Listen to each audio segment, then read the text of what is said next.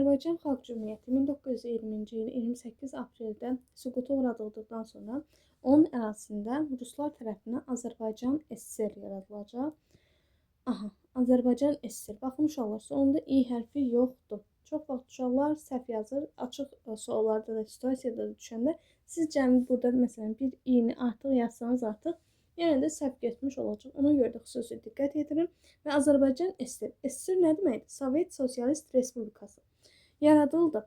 AXC-nin varlığına son qoydu. Azərbaycanda bolşeviklər hakimiyyətə gəldi. Məsələn, bolşeviklər nə zaman hakimiyyətə gəldi desə, AXC-nin süqutunu götürəcəksiniz. Ondan sonra Azərbaycanda təbii ki, qanunverici və icra edici orqan olmalıdır. İcra edici orqan deyən kimi Xalq Komissarları Soveti ağlınıza gəlməlidir, hansı ki, sədri Nəriman Nərimanov idi. Əgər müvəqqəti inqilab desə, müvəqqəti inqilab komitəsi isə qanunverici orqan idi. İndi gələk Azərbaycan SSR-in siyasətinə. Komünist partiyası var idi ki, burada. Komünist partiyasındakı elə Sovet Rusiyasında öyrəndiyimiz kimi yenə də eyni idi. Burada 1929-cu ildən etibarən artıq birinci katib vəzifəsi təyin olunur. Birinci katib vəzifəsi. Lakin 1900, məsələn, biz Mircəfər Bağırova baxanda görürük ki, 33-dən gəlir. Və sual yarana bilər ki, 1929-1933-cü illər arasında Azərbaycanı kimlər idarə etmişdi? Yəni, birinci katib vəzifəsini kimlər icra etmişdi? Bu zaman deyəcək ki, emsallar təyin olunmuşdu ki, bu emsallar da ki, bir növ məxfi tapşırıqları yerinə yetirən insanlar idi. Yəni ki, əslində o kim idisə bilmirdi, sadəcə Azərbaycanı idarə edirdi. 1933-cü ildən etibarən isə Mircəfər Bağırov hakimiyyətə gələcək. Birinci katib seçilir, ta ki 20 il hakimiyyətdə olacaq 1953-ə qədər. Gələk bunun tədbirlərindən, Sovet hökumətinin tədbirlərindən danışsaq, onun dekretləri haqqında danışa bilərik ki, bir neçə dekret qəbul etmişdi. Bu dekretlərdən onu deyə bilərik ki, AXC dövründə verilən rütbələrdir və yaxud bəy, xan statusları idi ki, bunların hamısı ləğv olunurdu. Sonra Xəzər dənizindəki hərbi donanma milliləşdirilirdi, neft sənayesi milliləşdiriləcəkdi, Fəhlə kəndli milisi yaradılmışdı. Bunları dedik. Daha sonra bir də ki, dini mərasimlərin keçirilməsi tamamilə qadağan olmuşdu. Buradakı demək olar ki, bütün dekretlərin hamısı 1920-ci ilin mayında olacaq. İyunda olan isə Xəzər Ticarət Donanmasının milliləşdirilməsi idi. Qurultaylardan danışsaq, 1921-ci ildə 1-ci Ümumi Azərbaycan Sovetlər Qurultayı keçirilmişdi. Burada isə Azərbaycanın 1-ci konstitusiyası qəbul olunmuşdu. 1921-ci ildə Azərbaycan SSR-in 1-ci konstitusiyası qəbul olundu. Daha sonra danışaq ilk konstitusiyada. İlk konstitusiyada deyir ki, hakimiyyətin mənbəyi xalq idi. Azərbaycan SSR yaradılmışdı və s. bundan danışırdı. Azərbaycan İnqilab Komitəsi ləğv olunmuşdu. Bir də ki, Mərkəzi İcraiyyə Komitəsi ali qanunverici, icra edici isə yenə də Xalq Komissarları Soveti idi. Nəriman Nərimanov da yenidən onun rəhbəri seçilmişdi. Bu oldu Azərbaycan SSR-in yaradılması. Sovet rejiminə qarşı xalq hərəkatından danışsaq, biz burada 1920-ci ildə qalxan üsyanlardan danışa bilərik. Hansı ki, bu üsyanlar Qarabağda baş vermişdi, Zaqatalada baş vermişdi, Şəmkirdə, Lənkəranda, Gəncədə və s. Hamısı da məsələn desənlər, deyə bilərsiniz müstəmləkə rejiminə qarşı və ya Sovet hökumətinə qarşı. Elə bunları desəniz olacaq tam düz. Sonra artıq yenə də repressiyalar həyata keçirilirdi. 20-ci ildən başlayaraq repressiyalar həyata keçirilirdi. Bu siyasi repressiyaya məruz qalanlar AXC nümayəndələri idi ki, əksəriyyəti repressiyaya məruz qalmışdı. Məruz qalmayanlar məsələn Əlmərdan bəy Topçubaşov və Parisə gələn nümayəndə heyəti idi ki, yerdə mühacirət həyatı yaşayırdı və orada qalmaqda davam edirdi. Məhəmməd Əmin Rəsulzadədən danışsaq 1922-ci ildə Finlandiyaya gedirdi. Finlandiyadan sonra isə Polşaya gedəcəkdi. Digərləri isə aparıldı və öldürüldü. Sovet rejiminə qarşı xalq hərəkatından danışdıq. Bunlar heç. Əla. Gələk formal müstəqilliyin ləğvi. Siz burada unutmamalı olduğunuz məqam nədir? Bir formal müstəqilliyin ləğvi, uşaqlar bunu çox qarışdır. Bir də var ki, deyir ki, müstəqil Azərbaycan şüarının iflasa uğraması. Müstəqil Azərbaycan şüarının iflasa uğraması və formal müstəqilliyin ləğvi ayrı-ayrı vaxtlardadır. ZSFR yaradılacaq. ZSFR nə deməkdir? Zaqafqaziya Sovet Federativ Sosialist Respublikası. Bu yaradılırdı 1922-ci il dekabrın 10-da. Bununla da artıq Azərbaycanın formal müstəqilliyinə son qoyulacaqdı. Elə həmin vaxtda da dekabrın 10-da ZSFR-in Mərkəzi İcraiyyə Komitəsində seçilmişdi. ZSFR-in yaradılmasının nəticələrindən danışsaq, Azərbaycan üçün nəticəsi ən başda dedik ki, formal müstəqilliyinə son qoydu. Cənubi Qafqazın bütövlükdə Rusiyadan asılılığı daha da artdı. Bir də ki, bu Bakı neftinin nəzarəti artıq Moskvaya keçdi ki, Moskva Bakı neftinə nəzarət edəcəkdir. Nəticələrdən danışdıq. Bayaq qeyd etdiyimiz kimi, desək ki, müstəqil Azərbaycan şüarı iflasa uğradı. Bax, burada gördüyünüz cümlə. Burada isə artıq SSR-nin yaradılması 1922-ci il dekabrın 30-da yaradıldı və bura ZSFR, RSFSR, yəni Rusiyanın özü, Belarusiya SSR, Ukrayna SSR qatıldı. Burada da qarışdırmama olduğunuz məqam nədir? Məsələn, desək ki, Azərbaycan SSR birbaşa SSR-nin tərkibinə daxil oldu. Bu tarixi götürmürsünüz. Sizin götürəcəyiniz tarix hansı ki ZSFR-in ləğv olunmasıdır. Bunu da indi qeyd edəcəyik, amma yenə də qeyd edin. ZSFR-in ləğv olunmasından sonra olacaq. Elə bilin ki, ZSFR ləğv olunur. O 3 dövlət var ki, Ermənistan SSR, Azərbaycan SSR, Gürcüstan SSR. Bundan sonra birbaşa SSR-nin tərkibinə daxil olur. Bu da 1936-cı ildə idi.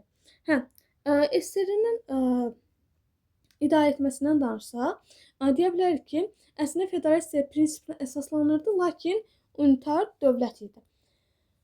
Gələk konstitusiyaya. SSR-nin birinci konstitusiyası qəbul olunacaq 1924-cü ildə. Bəs ikinci konstitusiyası nə zaman yaradılır? 1936-cı ildə. Bu konstitusiya adlandırılır qalib gəlmiş sosializm konstitusiyası və yaxud da ki, Stalin konstitusiyası. Hər iki adla nəzərdə tutulur ki, SSR-nin ikinci konstitusiyası. SSR-nin ikinci konstitusiyasında nə olacaq? ZSFR ki var idi, hansı ki 1922-ci il dekabrın 10-da yaradılmışdı. Artıq bu burada ləğv olunacaq. Bundan sonra Azərbaycan SSR, Gürcüstan SSR, Ermənistan SSR, yəni Cənubi Qafqaz dövlətləri birbaşa SSR-nin tərkibinə daxil olmuş olacaq. Bunu dedik. Gələk Azərbaycan SSR-in ikinci konstitusiyasına. Bu isə 1937-ci ildə qəbul olmuşdu. Yəni də xatırlayırıq, birinci isə 1921-ci ildə idi. Burada nə olacaq? Əvvəlki konstitusiyadan fərqli olaraq burada türk adı artıq Azərbaycanlı, türk dili isə Azərbaycan dili adlandırılacaq. Bunu isə Stalin özü xüsusi olaraq sifariş etmişdi ki, biz əvvəldə deyirdik ki, Azərbaycanlıları milli kimliyini unutturmağa çalışırdılar. Azərbaycanlıları müsəlman, tatar kimi xitab edirdilər. Burada isə artıq nə edirlər? Türk deyil də Azərbaycanlı kimi edirlər ki, Türk məfhumu daha böyük bir məfhumdadır. Hansı ki, burada artıq daha böyük bir məna kəsb edirdi. Amma Azərbaycanlı isə daha kiçik olacaq. Çünki Azərbaycan adı daha balacadır. Məsələn, Azərbaycanlı desək, sadəcə burada yaşayan əhali nəzərdə tutulacaq. Amma Türk adı Qazaxıstanda, Bulqarlarda, nə bilim, sonra elə Türkiyənin özüdür, Türkmenistan'da, Özbəkistanda bunların hamısı daxil idi. Burada isə artıq daha kiçik bir adla adlandırılacaq. Bunu da Stalin özü xüsusi sifariş verdirmişdi. Gələk burada ləğv olunmalara. Artıq burada Sovetlər Qurultayı və Azərbaycan Müvəqqəti İnqilab Komitəsi ləğv ediləcək. Onun yerinə isə Ali Soveti yaradılacaq. Bu isə qanunverici orqan olaraq fəaliyyət göstərəcək. Azərbaycan ərazi bütövlüyünə qəsdlə. Biz əvvəl danışmışdıq ki, AXC dövründə də Zaqatala idi ki, Qarabağ idi ki, burada Şərur Dərləyəz idi ki, bunlar mübahisəli ərazilər idi. Zaqatala Gürcüstanla mübahisəli ərazilər idi. Şərur Dərləyəz, Qarabağda Ermənistanla mübahisəli ərazilər idi. İndi bunlardan geniş-geniş danışaq. Şərur Dərləyəz uşaqlar, baxın, bura olacaq. Baxın. Bu hansı ki, məsələn, indiki xəritəyə baxanda necə görürük? Buradan Kəlbəcərdir, Laçındır, Qubadlı, Zəngilan, yəni ki, Qarabağ. Baxın, bura. Yəni ki, burada bir boşluğumuz var. Naxçıvan və Qarabağ arasında. Bu Şərur Dərləyəzi Ermənistan 1920-ci ilin avqustunda Azərbaycandan alacaq və Ermənistana veriləcək. Sonradan isə ermənilər başlayacaq Qarabağa da ərazi iddiaları etməyə. Lakin Qarabağa ərazi iddiaları edərkən bunu Mircəfər Bağırov qarşısına alacaq. Sonradan nə edəcək bəs? Yox, burada Mircəfər Bağırov almırdı, səhvdir. 1920-də hələ Mircəfər Bağırovun izi tozu yoxdur. 33-cü ildən olacaq o. Bir də 20-ci illərin Hə, 20-ci illərin sonlarında artıq bu Qazaxdır, Cəbrayıldır. Bu qəzaların da bir sıra kəndlərini ələ keçirmiş olacaq Ermənistan. Gələk Zaqatalaya. Zaqatala isə dedi ki, Gürcüstanla mübahisəli ərazi idi və buranı, Zaqatalanı Gürcüstan istəyirdi. Ərazi iddiaları var idi. Sonradan Zaqatalada səsvermə həyata keçirildi və səsverməyə əsasən Zaqataladakı əhalinin çoxu Azərbaycanlı olduğu üçün Azərbaycanı istədilər. Həmçinin də bunların çox faizi, hardasa 92-95% müsəlman idi. Buna görə də Azərbaycanın tərkibində qalmasına qərar verildi. Lakin 1920-ci illərdə, səhv etmirəmsə 22-də, Qarayazı iki hissəyə parçalanacaq. Yuxarı Qarayazı veriləcək Rusiya nədir? Gürcüstana. Aşağı Qarayazı isə bu hissələr isə veriləcək Azərbaycana. Qarayazında dedik, başqa nə gəlir? Hə, Dağlıq Qarabağ. Dağlıq Qarabağda deyir ki, ermənilərlə mübahisəli ərazidir. Dağlıq Qarabağda deyəndə uşaqlar, baxın bu ərazilər əhatə olunacaq. Hardasa şimaldan Kəlbəcərdir, Tərtərdir, Ağdamdır, Bərdədir. Bu ərazilərdən aşağı doğru, bir də ki, buradan yuxarı doğru Füzuli, Cəbrayıl, buradan yuxarı doğru olur Qarabağ ərazisi. Qarabağ ərazisində isə deyirik ki, ermənilər ərazi iddiaları edirdi. Bu ərazi iddialarının qarşısını almaq üçün Rusiya belə bir tədbir görür ki, 1921-ci ildə qərar verir ki, Dağlıq Qarabağda bir muxtar vilayəti yaradılsın, mərkəzdə Şuşa olsun. Lakin bunu gecikdirəcəklər. Gecikdirmələrinin də səbəb ZSFR və SSR-nin yaradılmasına başları qarışmışdı ona görə. Sonra bu qərar veriləcək 1923-cü ilin iyulun 7-sində. Dağlıq Qarabağ muxtar vilayəti yaradılacaq. Qısa adla DQMV deyirik. Mərkəzdə olacaq Xankəndi. Xankəndi Qarabağ xanları tərəfindən salınmışdı. Sonradan isə 1923-cü ilin sentyabrında isə artıq adlandırılacaq Stepanakert. Stepanakert isə bu Stepan Şamiyanın adı ilə adlandırılmışdı. Hansı ki Bakı XKS var idi, 25 apreldə yaradılıb. Baxın onun sədri idi. Dağlıq Qarabağ muxtar vilayətinin yaradılması ilə nələr olacaq? Dağlıq Qarabağ münaqişəsinin əsası qoyulur.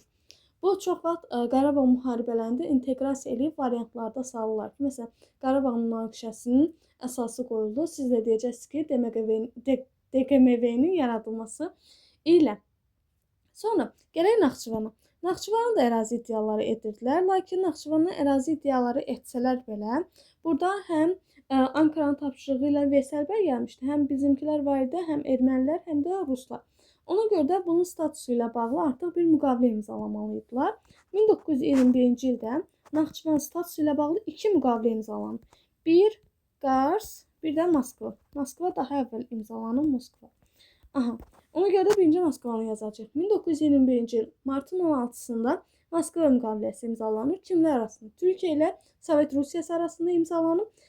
Bu müqaviləyə əsasən Naxçıvan Azərbaycanın qəyyumluğu altında qalacaqdı və Azərbaycan da Naxçıvanı üçüncü bir dövlətə güzəşt etməməli idi. Qars müqaviləsindən danışsaq, RSFSR-in, yəni Rusiyanın, bir də ki, Azərbaycanın iştirakı ilə bağlanmışdı. Təbii ki, burada Gürcüstanda, Ermənistanda var idi. Dostluq müqaviləsi xarakteri daşıyırdı. Buna xüsusi qeyd edeyim ki, keçən ilki kimi, məsələn, hərbidirsə səhvdir. Aha. Dostluq müqaviləsi idi. Burada da tanınırdı ki, Naxçıvan Azərbaycanın himayəsi altında muxtar bir ərazidir. Bu müqavilələrdə dedik, oxşar cəhətlərindən danışsaq, hər ikisi deyirik ki, Naxçıvan statusu ilə bağlı idi. Hər ikisi qeyri-məhdud dövrə aid idi. Qeyri-məhdud dövr nədir uşaqlar? Məsələn, biz keçən dəfə Versal-Vaşinqton sistemi keçdik. Bilməm, keçdi, keçmədi.